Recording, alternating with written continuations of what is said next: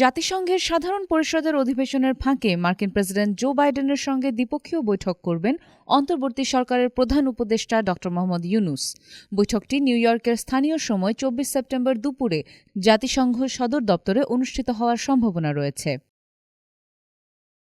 ঢাকা ও new ইয়র্কের উচ্চ পর্যায়ের সূত্রগুলো জানিয়েছে ২০ সেপ্টেম্বর বিকেলে ওয়াশিংটনের পক্ষ থেকে এই বৈঠকের বিষয়টি চূড়ান্ত করা হয়। ফলে ড ইউনূস ২৪ সেপ্টেম্বরের পরিবর্তে ২৩ সেপ্টেম্বর নিউ ইয়র্কের উদ্দেশ্যে রওনা হবেন। এছাড়াও ড ইউনূস পাকিস্তানের প্রধানমন্ত্রী শাহবাজ শরীফ সহ অন্যান্য রাষ্ট্র ও সরকার প্রধানদের সঙ্গে বৈঠক করবেন। মার্কিন পররাষ্ট্রমন্ত্রী অ্যান্টনি ব্লিংকেনের সঙ্গে বৈঠকেরও সম্ভাবনা রয়েছে। ড ইউনূস আগামী ২৫ সেপ্টেম্বর সন্ধ্যায় যুক্তরাষ্ট্রের প্রেসিডেন্ট জো বাইডেন কর্তৃক আয়োজিত ডিনার পার্টিতেও অংশ নেবেন।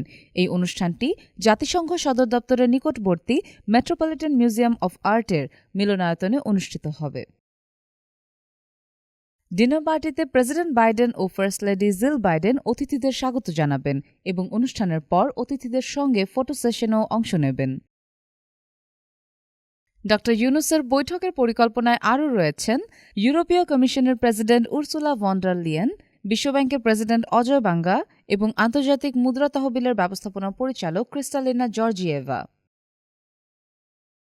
তবে ভারতের প্রধানমন্ত্রী মোদির সঙ্গে ড ইউনূসের বৈঠকের সম্ভাবনা অত্যন্ত কম, কারণ বৈঠক সম্পর্কে এখনও দিল্লির কাছ থেকে কোনো ইতিবাচক বার্তা পায়নি ঢাকা। অন্তর্বর্তী সরকারের দায়িত্ব গ্রহণের পর ড মোহাম্মদ ইউনূসের এটি প্রথম বিদেশ সফর।